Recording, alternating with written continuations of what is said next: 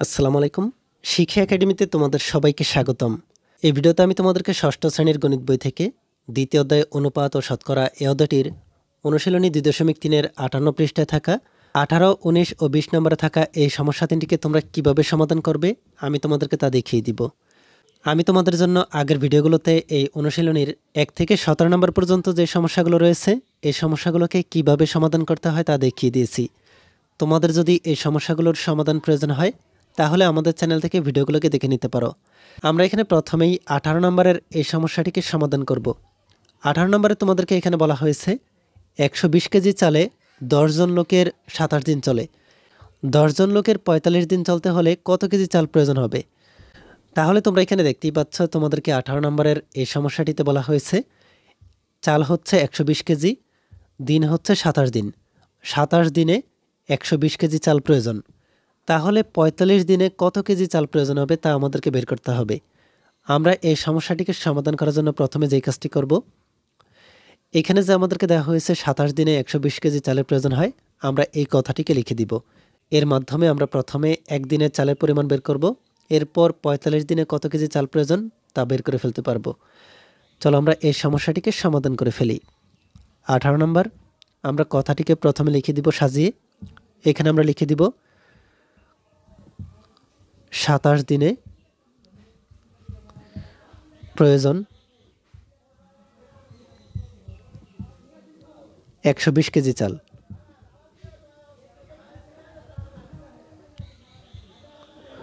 27 দিনে চাল প্রয়োজন হচ্ছে 120 কেজি। তাহলে একদিনে কত কেজি চাল প্রয়োজন তা আমরা দেখে নিই। একদিনে আমাদের চাল প্রয়োজন হবে কম। তাহলে আমরা এখানে 120কে ভাগ করে দিব 27 দিন দ্বারা। এরপর আমাদেরকে প্রশ্নে বলা হয়েছে 45 দিন চলতে কত কেজি চালের প্রয়োজন। আমরা এই 45 দিনের চালের পরিমাণ সহজে বের করে ফেলতে পারবো, যেহেতু একদিনের চালের পরিমাণ আমরা এখানে পেয়ে গেছি 120 ভাগের 27। তাহলে 45 দিনে চাল প্রয়োজন, 45 দিনে এখানে বেশি চাল প্রয়োজন হবে, তাই আমরা গুণ করে দিব 120-এর সাথে এই 45কে, আর নিচে আছে 27। এখানে আমরা 27কে ভাগ করতে পারি 9 দ্বারা। 27কে যদি আমরা 9 দ্বারা ভাগ করি তাহলে পাবো 3। যে 9 দ্বারা আমরা এখানে 27কে ভাগ করলাম, ওই 9 দ্বারা আমরা এখানে 45কেও ভাগ করতে পারি, তাহলে এখানে হবে 5। 5 নং 45, 3 নং 27। এখন আমরা এই 120কে ভাগ করতে পারি 3 দ্বারা। 120কে যদি আমরা 3 দ্বারা ভাগ করি আমরা এখানে পাবো ভাগফল 40। উপরে আমরা এখানে পাচ্ছি 40 আর 5। এই 40কে যদি আমরা 5 দ্বারা গুণ করি আমরা এখানে পাবো 200। 200 কেজি চালের প্রয়োজন। 45 দিনে 200 কেজি চাল প্রয়োজন। 27 দিনে চাল প্রয়োজন 120 কেজি।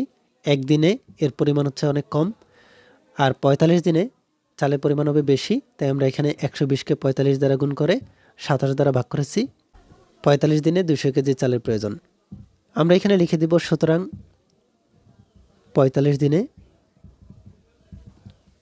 চাল প্রয়োজন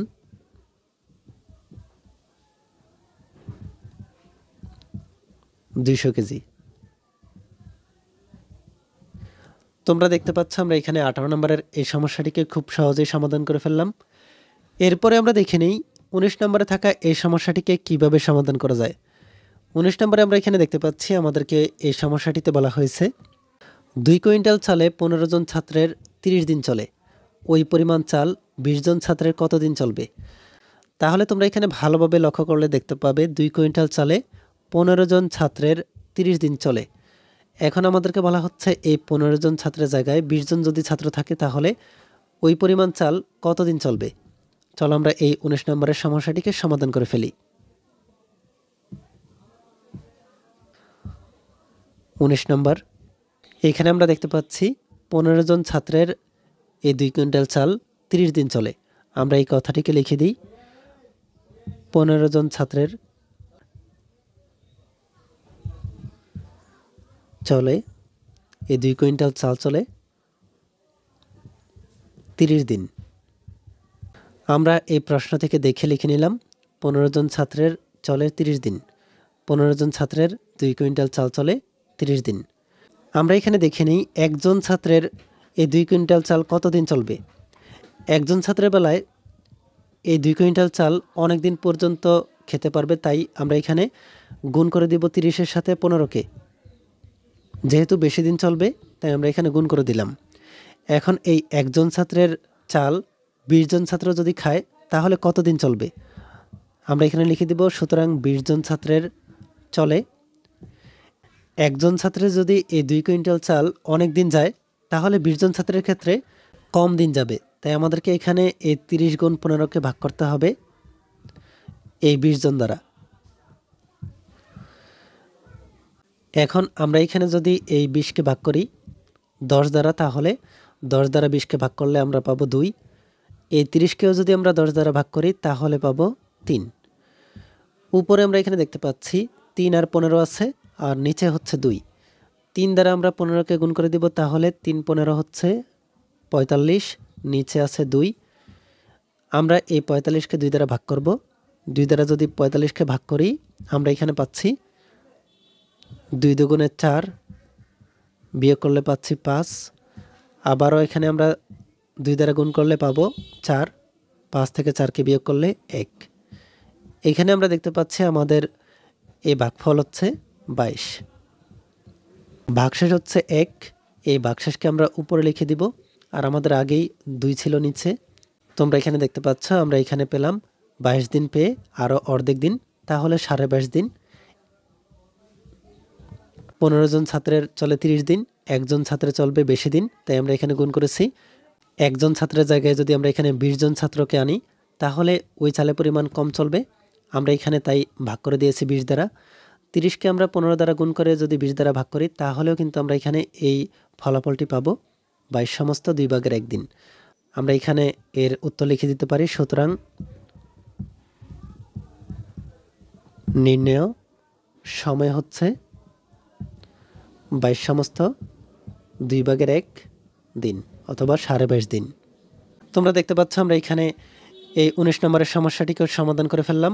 এরপরে আমরা দেখে নিই 20 নম্বরে থাকা এই সমস্যাটিকে কিভাবে সমাধান করা যায়।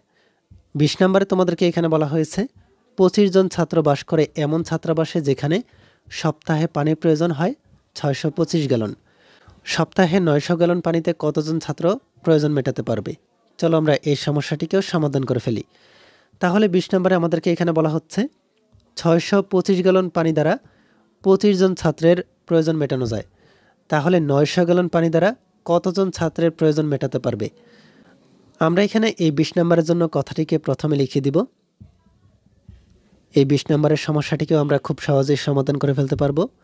625 গ্যালন পানি দ্বারা 25 জন ছাত্রের প্রয়োজন মিটে।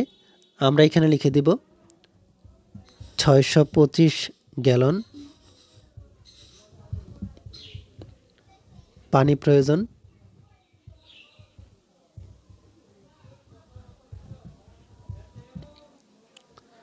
প্রয়োজন মেটাতে পারে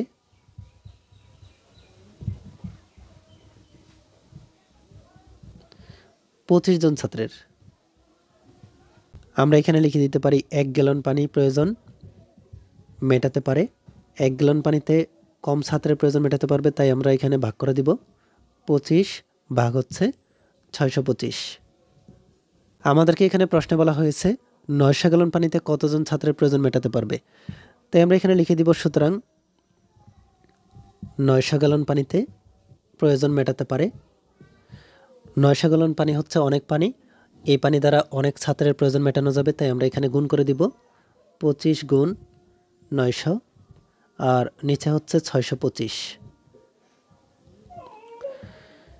এখানে আমরা যদি এই 625কে 25 দ্বারা ভাগ করি তাহলে এর ভাগফল পাবো 25।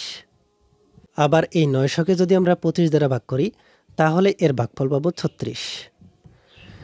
আমরা এখানে দেখতে পাচ্ছি আমরা শুধুমাত্র 36 পেয়েছি। এই 36 জনের প্রয়োজন মেটাতে পারবে 900 গ্যালন পানি। তোমরা দেখতে পাচ্ছ আমাদেরকে প্রশ্নে বলা হয়েছিল যদি 625 গ্যালন পানি 25 জন ছাত্রের প্রয়োজন মেটাতে পারে তাহলে 900 গ্যালন পানি কতজন ছাত্রের প্রয়োজন মেটাতে পারবে।